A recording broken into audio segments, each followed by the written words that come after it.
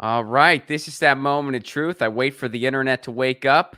There's always a delay, always a fun little delay. YouTube might have the victory. Let's see who's. It's always a race. Twitter is always first. And then, oh, Rockfin might have won today. Rockfin might have beat out the YouTube as far as waking up first. It's not a competition. It is not a competition. What's up, everybody? Good afternoon to all my East Coasters. It's afternoon already where you're at. Good morning to all my West Coasters. Good evening to everyone in the evening time zone. And, of course, to everyone in the future. Australia, New Zealand. You have an extra day of science. Figure out how to handle climate change and text me. I'll spread the word. We got to say it's a collaborative effort to save the world. In Australia, New Zealand, I'm counting on you. I'm counting on you. Anyway, shout out to everyone who makes this show possible. Our friends over at Indie Left. Indie Left is the only place to find a list of all the content creators and streamers you know and love. They compile it and curate it twice a day. They do the hustle for you of figuring out your news for the day, and they make a convenient list right there for you. They update it twice daily to find out everything they got going on, and to join their Discord community. They're dancing over at the Discord. Go to independentleft.media. That's independentleft.media. Happy June for everyone in California. We're amidst the June gloom, if you will. And of course, happy Pride Month to everybody. And I hope you are all doing safe and well. My guest today, I am so excited to talk to her. I'm a big fan of everything she's got going on. She is a filmmaker, a journalist, an activist, and a musician. And we're going to be talking about her new album, which I'm totally stoked to talk about. I listened to it over the weekend. Please welcome Eleanor Goldfield. Eleanor, what's up? Oh, not much. Thanks for having me, Ron. I'm stoked to be here. Thanks for being here. So I got a couple headlines for you to start before we talk about the album and everything cool you got going on. I'm And getting like flashbacks from the game show, and I'm like, oh God, where's my buzzer? I gotta raise my hand. I know this one. So check this out. This is definitely right up your alley, and I'm sure you're already following this pretty closely. But over 180 musicians protest Spotify's speech monitoring patent in an open letter. So this is an open letter. Earlier this year, Spotify had a patent approved. This is from the article over at Pitchfork, for technology that could monitor and record user speech and background noise. The reason for this, of course, is to just help curate and recommend music for you. They get to listen to everything you say. So some folks have a problem with this. Surprise, surprise. And over 180 musicians, a coalition that includes Access Now, Fight for the Future. Shout out to Fight for the Future. I've collaborated with them before. Union of Musician and Allied Workers. Shout out to them as well. They've been on the show. And human rights organizations signed an open letter calling on the company to make a public commitment never to utilize, license, sell, or monetize this patent. Signees include Evan Greer. Shout out to Evan, friend of the show. She's been on the show a couple times. And her album is called Spotify to Surveillance, as they point out. Tom Morello, Laura Jane Grace, Ted Leo, Sadie Dupuis, Downtown Boys, who I got to get them on the show. I love them. They're really good. DIIV and Talib Kweli. And so here's a quote from, I believe this is Tom Morello here. But Spotify claims that the technology can detect, among other things, emotional state. So are you rocking out or aren't you? Gender, age, or accent to recommend music. And Tom Morello says you can't rock out when you're under constant corporate surveillance. Isn't that the truth? And you know, when I said I liked Pandora better, and people gave me shit for it, and maybe I was onto something. I remember does Pandora even still exist? Yeah, it's still around. Oh man, that sounds. It's like when people say that, it's like got like that ring of MySpace. Like, oh wow, that's a thing that we used to do. We can tell our kids about. Yeah, no, this is. I mean, I've had problems with Spotify for years, and I never worked that closely with them, but I worked somewhat closely with them. There's the Swedish Connect. But they are, they're basically like the hipster iTunes, right? They're the cool chic version of iTunes. I really like that description, actually. They dress up their corporatocracy in chic clothing. Like if you go to their offices, they've got like little meeting rooms that have like themes. So they've got like the Black Sabbath meeting room and stuff, and it's all very like trendy and cool. But when it comes to actually taking care of the artists that they take advantage of, they're atrocious, right? And it's kind of it's become this catch-22. Like, artists need to be on Spotify in order to access people, to access potential new fans, but they don't get anything for it. And the music industry has really created this space that disallows people to kind of opt out of these really, really oppressive spaces that take advantage of. I mean, I can't remember what it was, but several years ago, I read that, like, Lady Gaga, who had, at that point, like, all of the number one hits, she got, like, $600 from Spotify or something that year. And if Lady Gaga is getting $600, like, there's no hope for people like us. So Spotify has a long history of pedestaling this image. They're kind of like the Democrats, pedestaling this image, like, we really care about artists and musicians, but they're just as corporate and conniving as the likes of iTunes. And so this, when I saw this story, I wasn't really that surprised. And I'm also like, the issue with this, they're going to make a public commitment. Yeah, well, the Democrats made a public commitment to do something about climate change. Like, I don't, a public commitment means nothing to me. Like, Spotify can pledge allegiance to security or whatever, but when push comes to shove, I have no comfort in thinking that the only thing standing between me and their surveillance is a public pledge. Well, I just rock out as loud as I can. So, if they all they're gonna hear is me singing aloud loudly and poorly to everything I'm listening to. And then at the end of each verse I yell, "Pay them more fairly for this. Give the artists more money. You get a fraction of a penny of a penny of a penny." And do you remember when the CEO just told everybody, "Well, just make more music for me to exploit"? Do you remember when that happened? Yeah. Yeah, it's What a like jerk! Oh, totally. It's that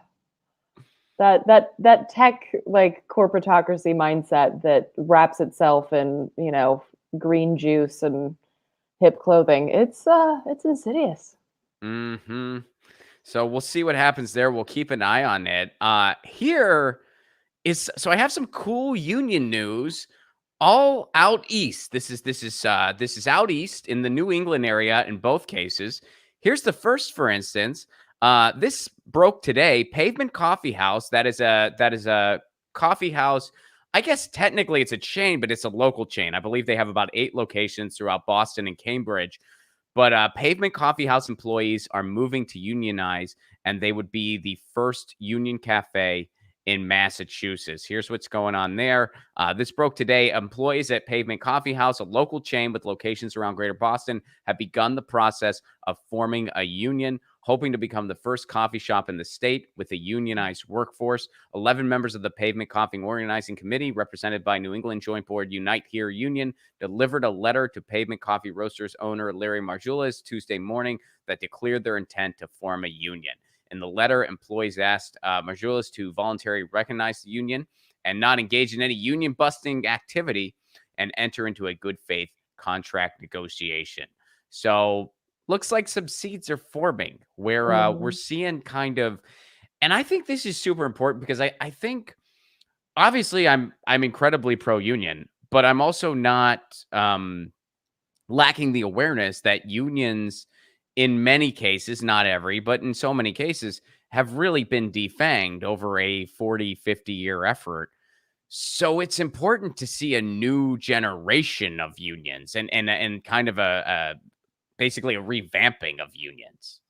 Yeah, brush off the cobwebs. I mean, I think, like, when people say unions in American context, they think of, like, the bigs, like AFL-CIO and stuff, who, backed Hillary, and, that kind of the corporate unions, which in that sense, they're really no better than, the corporations that are manipulating and taking advantage of workers. So especially these small scale unions are so important, because they really speak to the power of the localized workplace organizing, and how important it is to have these local spaces that then can ripple outwards and not be easily co-opted because they're not this larger union saying, let's tell all of these workers what they need to feel safe or to be paid well. It's really the workers themselves, which is really the whole point of a union, right? It's the workers themselves organizing, entering into things like collective bargaining. That's the whole concept.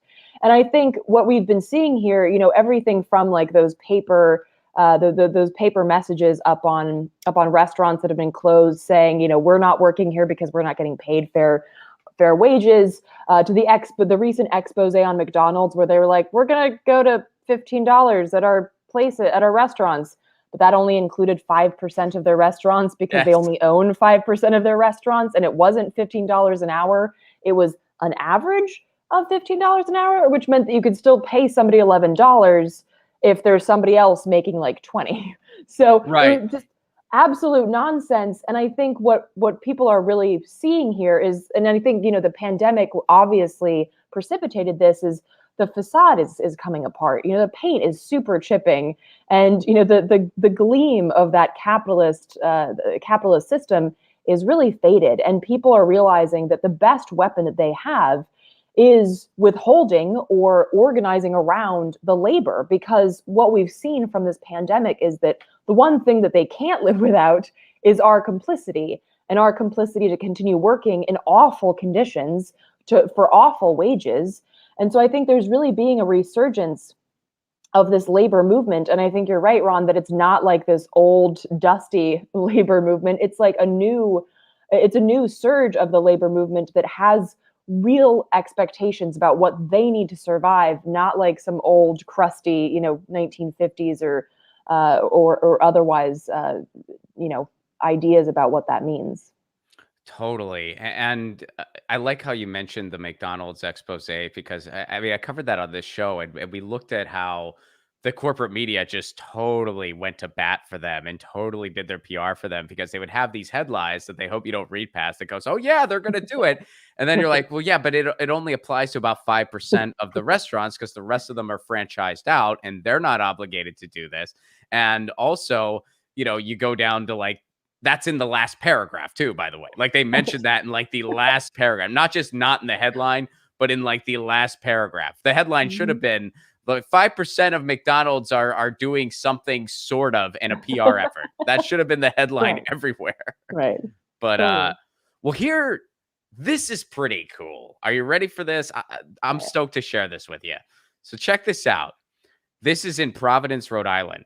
When these workers unionized, their cafe was put up for sale, so they bought it. Wow. Oh, snap. This happened. So this is a White Electric, which is a coffee shop in Providence.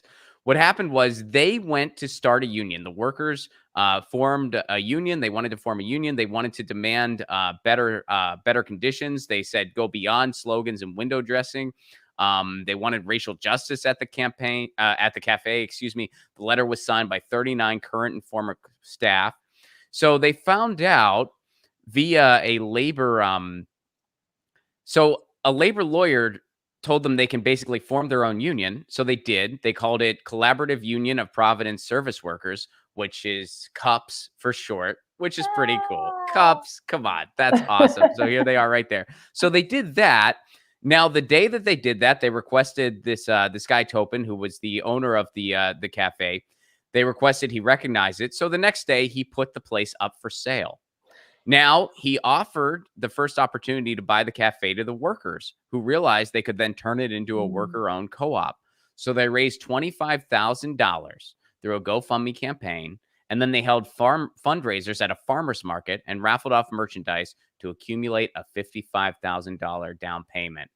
So they bought it, and now it's a worker-owned co-op. How does that not make you feel kind of good? You know what, Ron? Thank you for giving me this gift of good news, because I feel like we need this, and that has just given like my day this rosy glow that I think will carry me into tomorrow. So thank you for that. It's the little victories. I mean, it's so rad, and like this is, I'm a big fan of Richard Wolff, and I've been on his show a couple of times, and his like, first of all, just the way he explains things is so brilliant, especially for someone like me who my understanding of economics is like trying to figure out a 20% tip.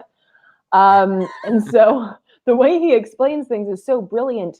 And the way that he talks about the worker co-op is basically like, the US in particular, kvetches about like, oh, well, democracy and freedom. And yet the place we spend most of our lives at work, there's no democracy.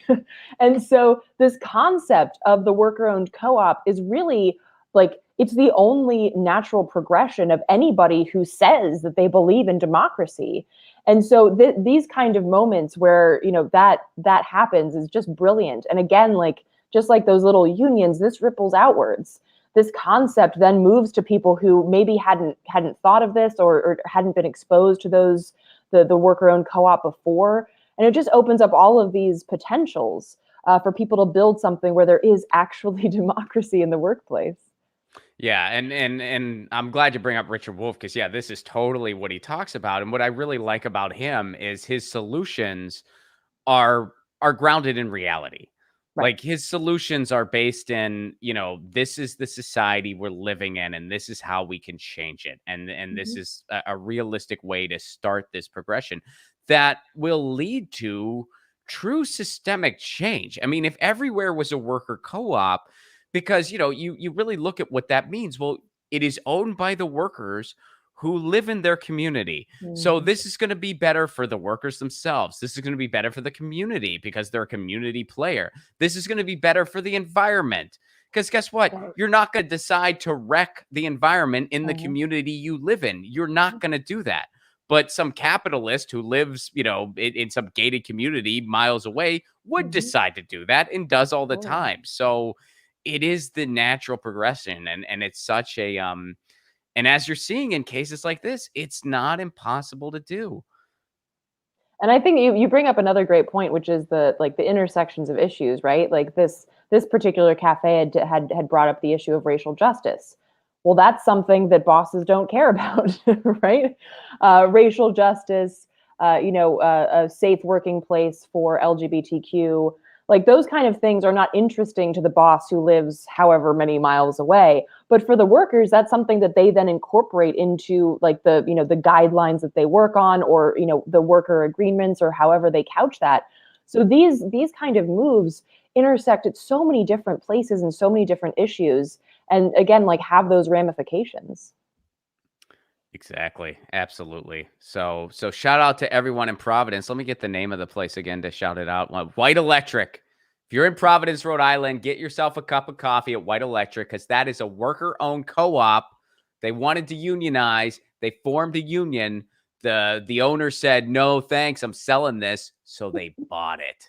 That is so badass. I'm like, that was like, I know. just saying that out loud felt like a natural cup of coffee. I feel like we just ran a marathon. I'm like, yeah. All right. Let's talk about your album. Sweet. Yeah. So No Solo is the name of your new album. And ironically enough, there are some solos, and I enjoyed them very much. Yes. And ironically, it's my first solo album. So it's all about the contradictions. No, I when I came up with that name, I was like, oh God, I'm gonna be like one of those people in an art gallery that's like, it's too ironic for you, isn't it? No, like, that's not my intention. I'm not one of those people. I named it that for like very clear-cut reasons, and those are that even though it's my first solo album without a band, I didn't do it alone. Like, the engineer and the producer, which, by the way, like, anybody who's ever had an engineer producer knows, those people are basically like therapists. So, he's on the other side of the glass, like, cheering me on and coming up with these brilliant ideas because he's a total mad scientist of audio. There were people that were not even anywhere near the studio, hundreds, thousands of miles away, that were inspiring me, that were, again, like, cheering me on. And of course, like, all of the people who inspired those pieces, those tracks, inspired me to write them by just like existing, and then the other side of that, which is like the more politically overt side, is that it can oftentimes, especially on the front lines, feel like we're alone, right? Like, if you're at a a tree sit or a pipeline protest, and there's like 5 of you or something, it can feel so damn lonely, and you're like, oh my God, it's me. It's literally like 2 of us against the world and this whole entire capitalist system. And I think in those moments, it's important to remember that, yes, you're physically in that space alone, but there are, not just through space, but through time, there are thousands, if not millions of people with you. And that can sound kind of like, crystals and, whatever, but like, it's true. And I think for me, that's really helped me when I've been on those front lines with like a very small group of people. It's helped me feel that like I'm in the right place at the right time and I'm not actually alone. So, and that's the cover of the album speaks to that, somebody like on the front lines, like reaching for something, reaching for liberation or justice or what have you, but they're not alone. They're backed by, again, like through space and time, so many people. And I think that it's important to remember that. So even in those spaces when we're alone, we're not. And there's also a little bit of a shout out to the pandemic times when isolation has really taken a tremendous toll on people, that we are in a sense alone together. And I think that this sort of like grief in unison, even though we're in our own spaces, can be very powerful. So Well, let's talk about the music for a little bit because I really loved. I mean, we're going to talk about like a lot of the lyrical themes too, because it's very political, very outspoken, but the guitar work, I really love the way it complemented the songs themselves. Like it was just such an ideal blend. And when it's not like you as a listener, you can tell when it's like and I'm not going to bring up examples, but there's times where I'm listening to music where these are great lyrics and great singing, but the guitar doesn't necessarily match, and it's like you're looking at someone who has a really cool suit on, but the hat doesn't match, and it's distracting. But yours was just a really cool blend because the guitar work it gave me the, and I'm curious, like what you kind of listened to and what you were listening to because it gave me this it had a very contemporary indie folk vibe about it, but then there was this slight nod, at least I heard it, and maybe this is just in my head, but I really enjoyed it regardless. It sounded like there was this slight nod to prog rock. Like I heard a little bit of like early Jethro Tull even. Like mm. is that in your repertoire? Is that something like was that deliberate or was that just like something I heard?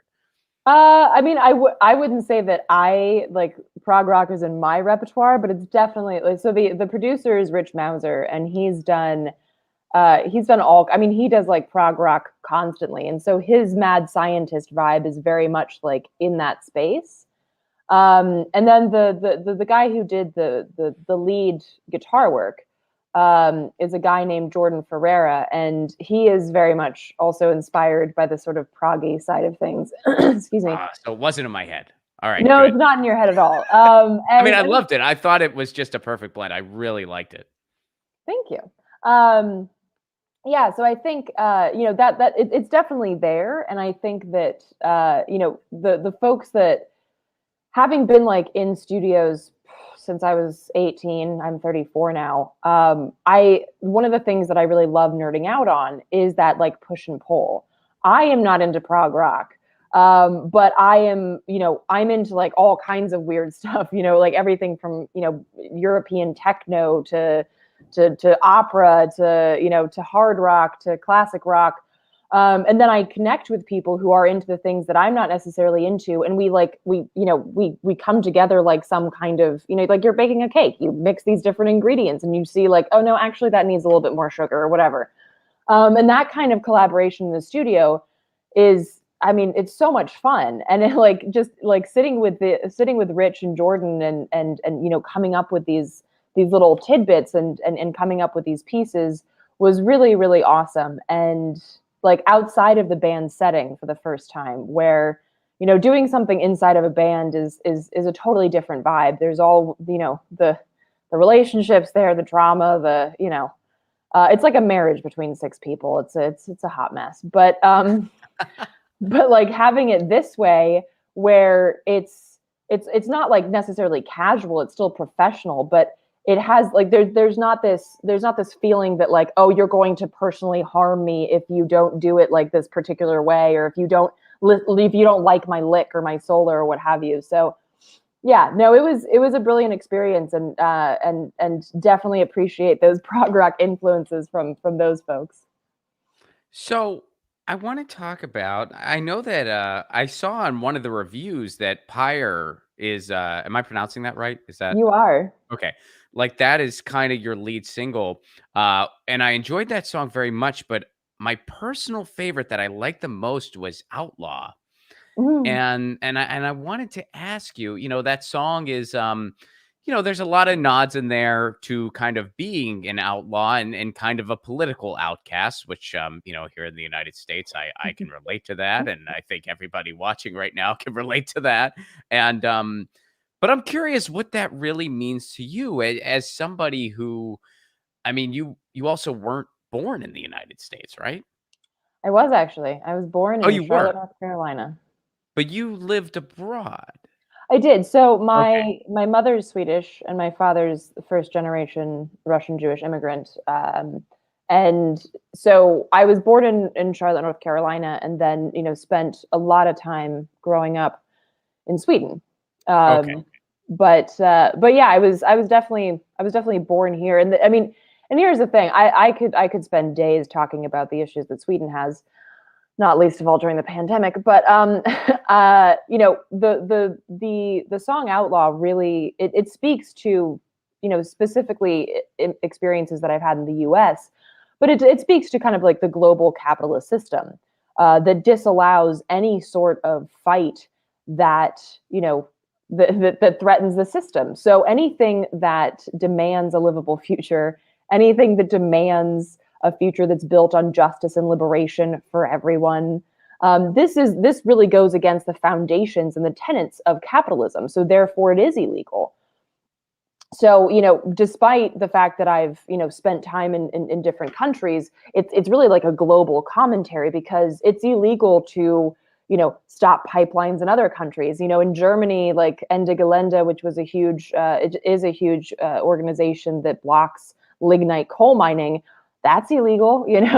Like the work of demanding a livable future and basic human rights is illegal kind of everywhere. So I think the song really speaks to the fact that the things that we need in order to survive aren't accessible within the confines of the law. And so therefore, people who care are forced into this decision between being an outlaw and not. And I think and I think it was also a commentary on the sort of romanticization of this. I don't romanticize it. I think it's dangerous to romanticize it. So the line in the song is, I don't want to be an outlaw, but you made me. Because I don't. I don't find it amusing or fun to be arrested. Like, I don't find it romantic to spend time in jail. Like, and I think there is this kind of romanticization sometimes on the left of being like the outlaw. And I really think that's problematic. Because the state, the state is not romanticizing it, and the state comes down very hard and will come down hard. So I think it's important that we recognize like what those choices mean, but also recognize that we don't really have a choice, because if we are going to demand human rights and a livable future, then we have to engage in things like direct action that exist outside the confines of the law. So that's really what that's really what that song is about. And at the very end of the song, I asked that question: "Are you going to be an outlaw?" And I mean it very seriously. It's not like some, like country-esque, like, cool, I'm an outlaw. No, like legit, are we going to do this for the sake of, humanity? Yeah. That's the thing. It's like I think about all these values that I hold and principles hold and what I want to see in the world, and I just think I don't want this to be quote radical. It Right. shouldn't be. Hey, Right. we want to do something about the climate. Everybody should have a decent opportunity. Everyone should get paid a living wage for their work. Everyone should have Mhm. educational opportunities. Everyone should have health care. Like these aren't radical ideas. No, they're not. And that's the thing. It's like I call myself a radical. And what I mean by that is, kind of what you're talking about. But I also, like, because I'm a word nerd, I like the etymology of radical comes from the word for root. I want to talk about the root causes of things. I don't want to talk about like surface reforms and, oh yeah, we told the cops that they have to wear body cams and say hello, how are you doing to people before they kill them. Like I'm not here for that.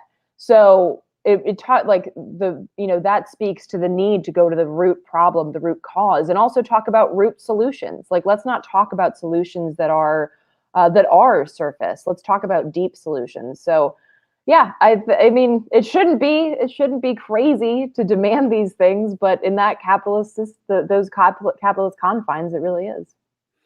So I want to ask like another content specific thing, and then we'll get into some broader stuff.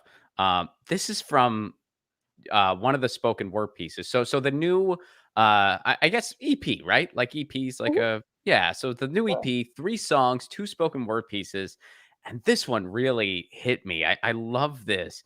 Um, this is from a shrugging dune.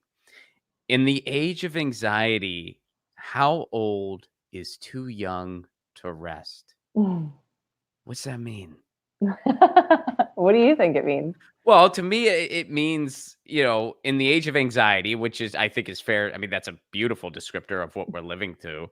And there are days, I mean, really, it hit home because I think we all go through this where there are days where I feel older than I ever have been, which in the literal sense, of course, is true. Every day that you wake up, you're a day older. But I feel like, wow, I was so naive and idealistic in 2019, which by the way, I wasn't. I wasn't.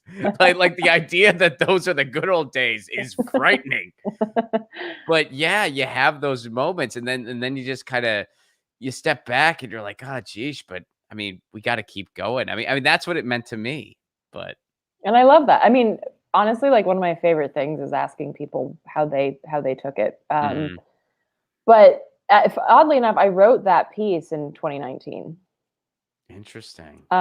So because I recorded this album in 2019, and then I was going to release it in 2020 and tour with it, and I think, yeah, we know what happened. Mhm. Um, so so that piece, like, I think part of it was unpacking like my history in music. Part of it is like the idea that, when I moved to LA when I was 18, I was totally starry-eyed and I was like, oh, I'll be famous in no time. Just you watch.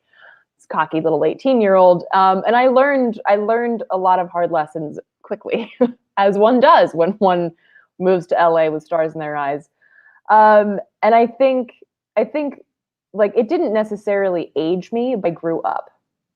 I oftentimes say that I wasn't raised in LA, but I grew up here. Mm. And so to me, I think like part of it is that side of things, like the unpacking of like that journey, but also it does speak to it very much. I'd say like 85% of it really speaks to this age of anxiety, which like people like I have a meditation app, and one of like the series is climate anxiety, and I'm like, oh, that's nice.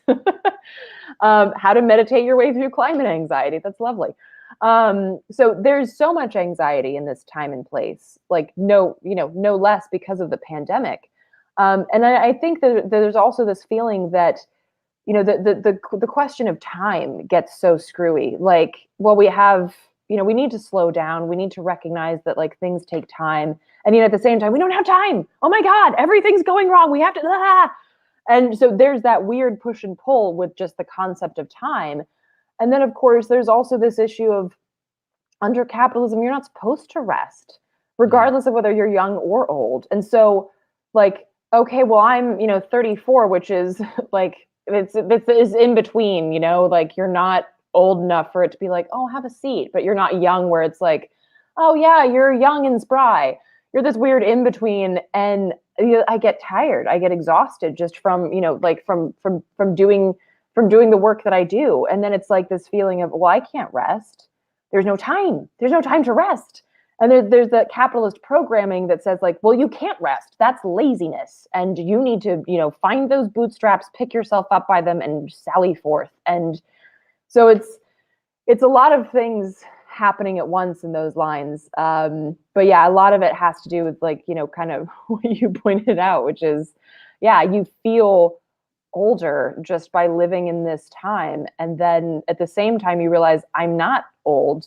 And, but I feel the weight of this system, the weight of particularly this past year, and it just makes you feel tired. So tell me about the film now. Let's jump into the film Hard Road of Hope, which was based on I admittedly have not seen it. I need to, but it was based on radical action in West Virginia. Mm-hmm. So what Yeah. happened there? I feel like some people are watching this now and being like, West Virginia, really? That sounds so exciting. Well, I grew up in Pennsylvania, so Okay. yeah. So but I would ask folks to hold on, because I understand the like that knee-jerk reaction that you have. And this is and what I wanted to figure out is why that is that knee-jerk reaction with West Virginia, particularly. Like, why I grew up in North Carolina partially. West Virginia was like the butt end of jokes. Like, Sure. Yeah, well, same West growing up in Virginians. Pennsylvania. Yeah, and I was like, but like, why? And I mean, if you're the butt end of jokes in North Carolina, like something's gone wrong. Like, how did that happen?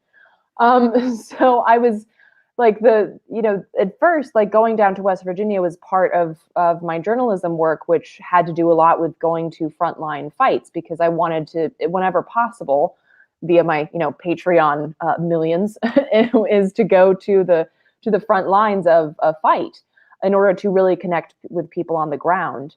And so I wanted to go down there because of this cross section that's happening with coal. Coal is dying and fracking is on the rise in West Virginia.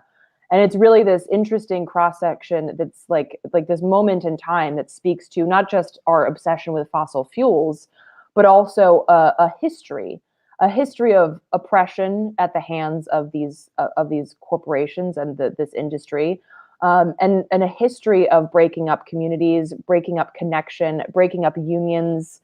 And I wanted to see what that was about. And really what happened is that, I took a deep dive, and it ended up being enough to create a documentary. And really one of the cornerstones of the film is how people are using their history as an organizing tool, which I think is so cool, because West Virginia actually has a really radical history. Like, one of my favorite little tidbits, and since you haven't seen the film, I'm going to give you some trivia here.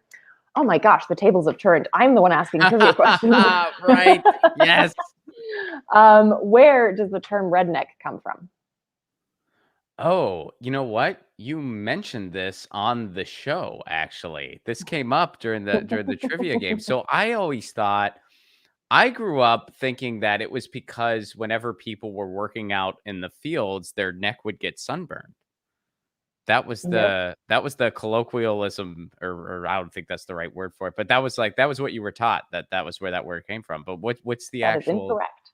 what is the Because the truth on that? truth is far too radical to share with school children. The Sure. truth is that at basically the turn of the century, like the early 20th century, in West Virginia and other mining areas, there were huge efforts. There were huge labor rights movements and unionization efforts. And one of the ways, and I'm not talking just like, oh, the white coal miners were over here. Like, white coal miners, immigrant coal miners, black coal miners, like, all came together and worked together and took up arms and shot at coal barons. And one of the ways that they'd identify themselves was to tie red bandanas around their necks as a sign of solidarity and as a sign of like, hey, we're on the same team. Yeah, that's So how we were picture taught. in your head, in southern West Virginia, a state that is quite red, like quite Republican, black and white and immigrant coal miners marching together with guns and firing at coal barons with red bandanas around their necks. Those are the original rednecks. And I love that story for two reasons. One, is just totally badass. And two, it just speaks to the deep propagandization that's happened. The fact that now redneck is considered this derogatory term against predominantly poor white people who are racist and bigoted and not at all left and like in the labor rights movement. So how well that they've twisted this term and buried that history so that we can't use it for our means, but instead it becomes literally a tool to the antithesis of what these workers were fighting for. So you dwell in many different mediums. I mean, you make films, you do music, you do straight up journalism, you do podcasts. Do you have a favorite? And do you feel that one is the most effective versus the other ones? Hmm. To quote my mother, I love all my children equally. uh, I mean, I think I really it was my first film, and so I have far less experience in it, but I really enjoyed that. And I'd say that music and I have a much more fraught kind of lifetime movie-esque relationship. Sure. I've been with music since I was 4, so we have this kind of you know um and journalism and photojournalism I think is incredibly important. And I think shows like yours where you bring up these stories and you bring people on to discuss their work in whatever mediums they're doing. I think that that's hugely important. And I think that what's really important about that diversity of mediums is that you never know where you're going to get people, right? Like, one of my favorite things when I would play live is when somebody would come up and be like, "Oh, I just thought I was going to go listen to some music, but then I learned that we've got 1,000 military bases around the world." Mm, I wasn't expecting that. And I art, and by that I don't just mean music. I mean film. I mean comedy. I mean poetry.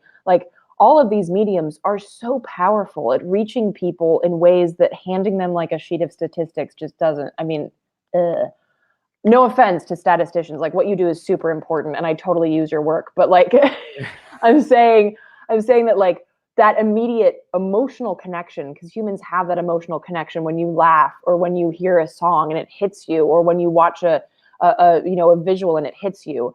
You don't have time to give this sort of knee-jerk reaction of well, wait, I'm a Republican and I think it's just you're just moved by it somehow.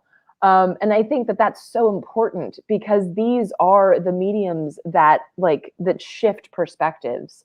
And I like to say that, no, art is not going to burn down an empire, but it'll inspire the people who do. And it'll be there for the people who do in a way that is I really think a deep self-care. Whether that be to laugh at jokes or whether that be to sing songs together or what have you. This is a way that humans connect and that we build community, and that we grieve, or that we get we unpack things and deal with things. And the system's well aware. That's why they work so much in the arts. That's why the Pentagon's tight with Hollywood. That's why people like Phil Oakes have were hounded, and Billie Holiday were hounded by the FBI and the state, because they know how powerful these mediums are in shifting people's perspectives. So I'd say I think all of them are incredibly important, and I couldn't say which one's my favorite, but I think that they're all incredibly important depending on where you're reaching people. But absolutely, creative thinking and art are keystones of any successful push. So when you say mutual aid principles and direct action, which is on your website, what do you mean by that exactly? How would you explain that to someone who's unfamiliar with any of those concepts? Sure.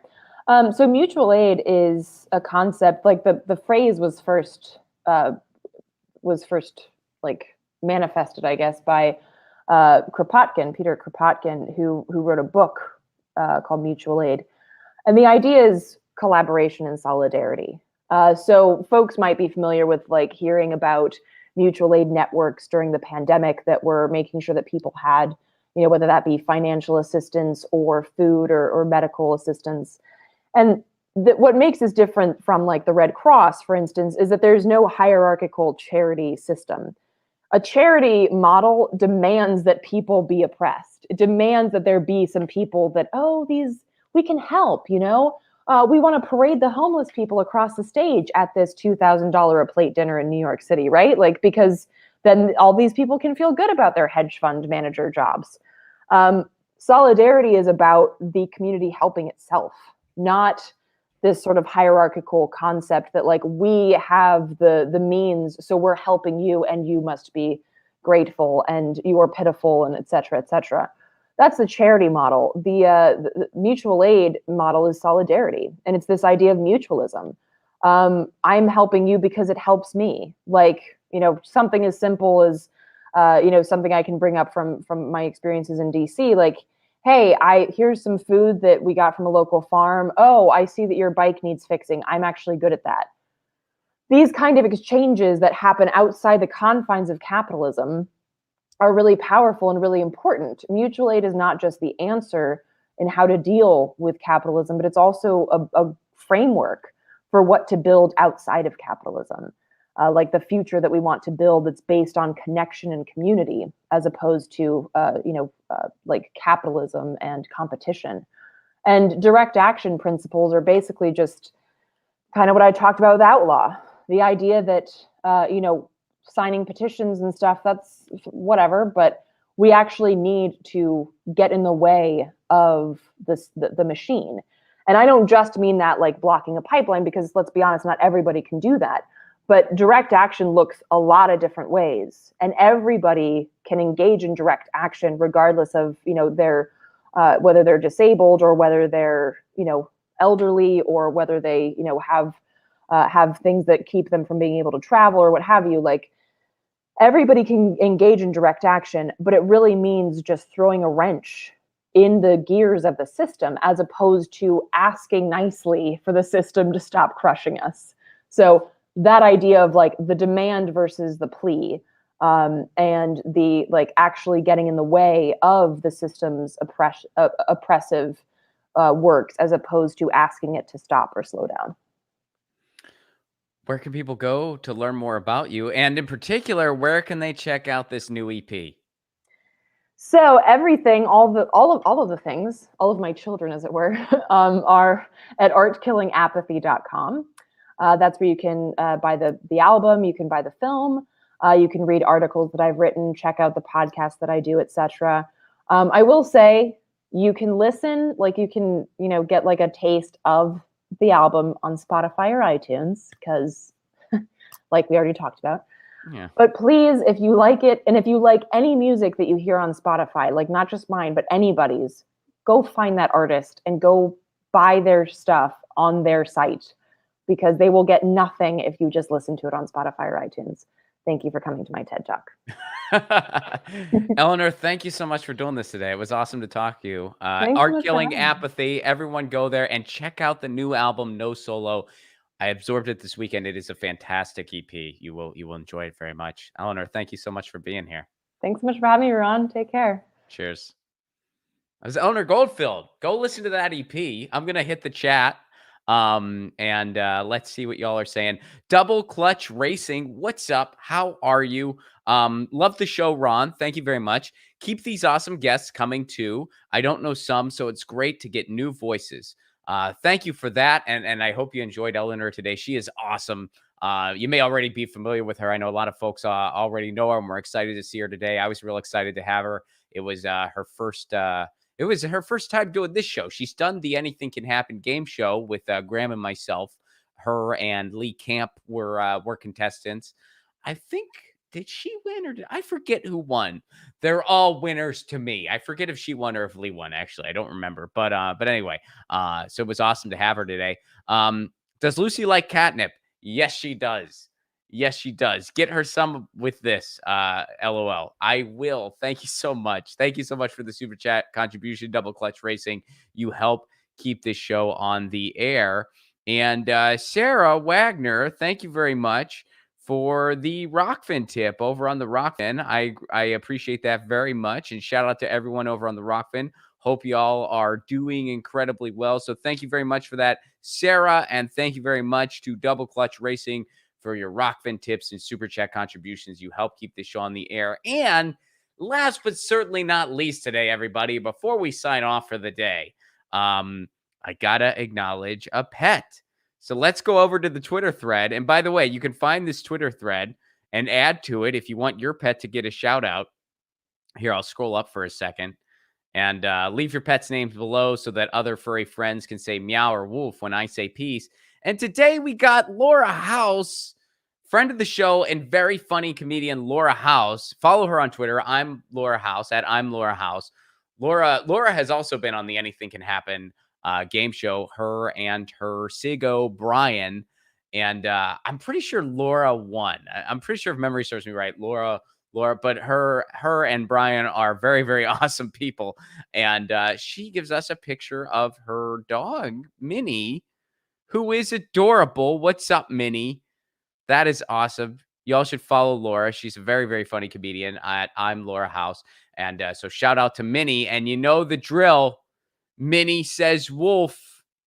The dogs say wolf. The cats say meow. But Minnie says wolf. And Lucy, she's asleep on the couch. She says meow. And I say peace. Artkillingapathy.com. Check out Eleanor's stuff.